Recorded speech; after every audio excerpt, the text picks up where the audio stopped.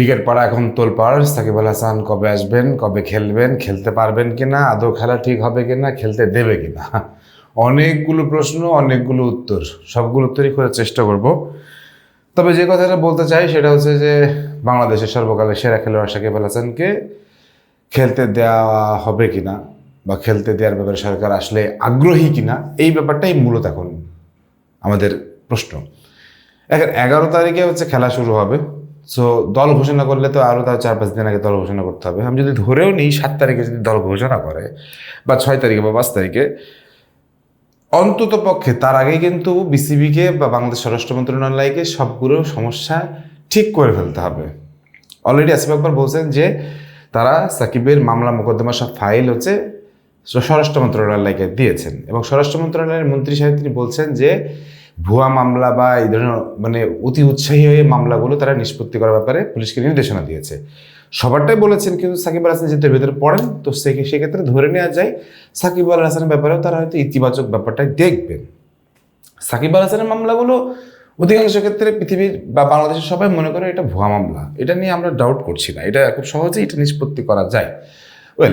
তো তার অনেকগুলো মামলা আছে, যেমন হচ্ছে যে চেক কেলেঙ্কারির মামলা, তারপরে হচ্ছে আপনার ঘেরের মামলা, অনেকগুলো মামলা আছে। এই মামলাগুলো আমি যতটুকু জানি, যতটুকু খোঁজখবর নিয়েছি যে এইগুলো হচ্ছে তিনি ব্যক্তিগতভাবে সামলাচ্ছেন এবং এমপি থাকাকালীন অবস্থায় তিনি সামলিয়েছেন বা তিনি ব্যক্তিগত মানুষ হিসাবে সামলেছেন। সো এইগুলো আমার মনে হয় খুব একটা ইস্যু হয়ে দাঁড়াবে না। কিন্তু রাজনৈতিক যে মামলাটা করা হয়েছে সেই মামলাটার ব্যাপারে আসলে কতটুকু কি হতে পারে, দেখেন এখানে মামলার প্রসিডিউরগুলো আমি আপনাদেরকে বলি, মামলাগুলো কিভাবে কি সমাধান হতে পারে, সাকিব আল হাসানের খেলার জন্য কিভাবে এগুলো শেষ করা যেতে পারে। দেখেন সরকার চাইলে প্রথমতই হচ্ছে এটা যেটা করতে পারে যে সরকার যেহেতু নির্দেশনা দিয়েছে ভুয়া মামলা বা এরকম মামলা সঙ্গে সঙ্গে নিষ্পত্তি করা যায়, এটা একটা সমস্যার সমাধান হতে পারে। দ্বিতীয়ত হচ্ছে তাকে যে কোনো মামলায় যদি তাকে দেখানো হয় তাকে জামিন দিয়ে ইজিলি তাকে খেলানো যেতে পারে। আর 3 নম্বর যেটা ব্যাপার সেটা হচ্ছে যে তাকে নির্দোষ প্রমাণিত হয়ে আসতে খেলতে পারে, এগুলো হচ্ছে অনেক লম্বা ব্যাপার।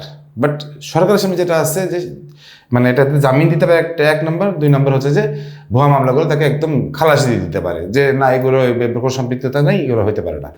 কিন্তু প্রবলেমটা হচ্ছে যারা এন্টি আওয়ামী লীগ বা এন্টি সাকিব আল হাসান সেন্টিমেন্টটাকে ধারণ করতেছে তারা বলতেছে খেলতে দিব না।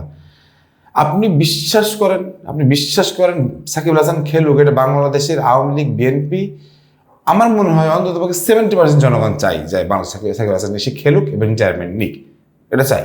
এই চাই না কারা, যারা হচ্ছে যে ভারত বিরোধিতা করে এই যে সেন্টিমেন্ট দাঁড় করানো যে আমরা বাংলাদেশি। ভাই তোমরা বাংলাদেশের, আমরা কি পাকিস্তানি? তোমরা বাংলাদেশের, আমরা পাকিস্তানি? তোমাদের এই বাংলাদেশি করতে গিয়ে ভারতে যে আমরা বিশ্বকাপ খেলাম না, কত বড় ক্ষতি হয়েছে। এখন বোর্ডের মধ্যে সব কিন্তু ফাঁস হয়ে যাচ্ছে। এ বলতেছে ওর দোষ, ও বলতেছে এর দোষ, এ বলতেছে ওর দোষ, এ বলতেছে 1 বছর পিছিয়ে গেছি, 20 বছর পিছিয়ে গেছি, সব বেড়ে যাচ্ছে কিন্তু। এবং এটা কিন্তু আমরা বলছিলাম যে না খেলাটা খুব অন্যায় হবে, ভুল হবে, তাই হচ্ছে। এবং আরো বেরোবে, ওয়েট করেন, আরো অনেক ঘটনা বেরোয় যাবে। বিশ্বকাপ ক্রিকেট খেলা না খেলার পেছনে কি ষড়যন্ত্র করা হয়েছে। তো তারা খুব খুশি হইতেছে, না এরকম না খেললে কি হবে, বিশ্বকাপ না খেললে কি হবে। দেশের সম্মান কি? দেশের সম্মান তোমার কাছে কি? তোমার কাছে দেশের সম্মান তুমি কি অর্জন করতে পারো, এইটা আছে দেশের সম্মান। কিছু অর্জন করতে পারবে না, শুধু ফেসবুক লিখতে পারবে, এটা দেশের সম্মান? দেশের সম্মান আগে অর্জন করো। সাকিব আল হাসান দেশের সম্মান অর্জন করে নিয়ে আসছে। হ্যাঁ, সাকিব আল হাসানের সঙ্গে নিজে তুলনা করতে চাও না। যাক, আমি একটু রাজনৈতিক বক্তব্য দিতে আসিনি। বক্তব্যটা হচ্ছে সাকিব আল হাসান তার মতো লিজেন্ডারি প্লেয়ার বাংলাদেশে সে সে নিজে খেলবে, খেলে রিটায়ারমেন্ট যাবে, এটা আমরা চাইছি এবং এটা চাই। মাহমুদুল্লাহ এদের ক্ষেত্রেও চাই, তামিম ইকবালের ক্ষেত্রেও চাই, সাকিব মুশফিকের ক্ষেত্রেও চাই, সবার ক্ষেত্রেই আমরা চাই। এই প্রজন্মগুলোকে যদি আমরা সম্মান করতে না পারি না, পরবর্তী প্রজন্ম কোনোদিন বড় হবে না, হবেই না। এরা সারা জীবন হয়ে যাবে। যাক, সাকিব আল হাসান প্রসঙ্গ আসে, সাকিব আল হাসান এভাবে যদি করতে পারেন, সরকার যদি এভাবে দেখে বিষয়টাকে, খেলতে পারবে। সময় যদি 5-7 দিন থাকে, এর মধ্যে খুবই সহজ যে তার মামলাগুলো নিষ্পত্তি করে দেওয়া বা জামিন দিয়ে দেওয়া, খুবই সহজ। এবং এই ক্ষেত্রে সাকিব আল হাসান কি করতে পারবে, সরকার এটা আলোচনা করতে পারে, সরকার সাকিব আল হাসানের সাথে বসতে পারে। বাট আসিফ আকবরের কথা শুনে মনে হচ্ছে যে হয়তো সরকার খুব পজিটিভ আছে।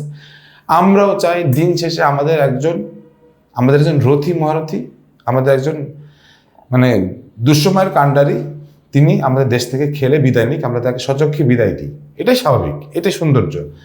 এই ব্যাপারে আপনারা অন্তত আপনারা রাজনৈতিক দৃষ্টিকোণ না থেকে দেখে আপনারা কিভাবে দেখেন এই সাকিব আল হাসানের বিদায়টা কেমন হওয়া উচিত, যথেষ্ট ঝটপট একটু কমেন্ট সেকশনে জানাই দিন।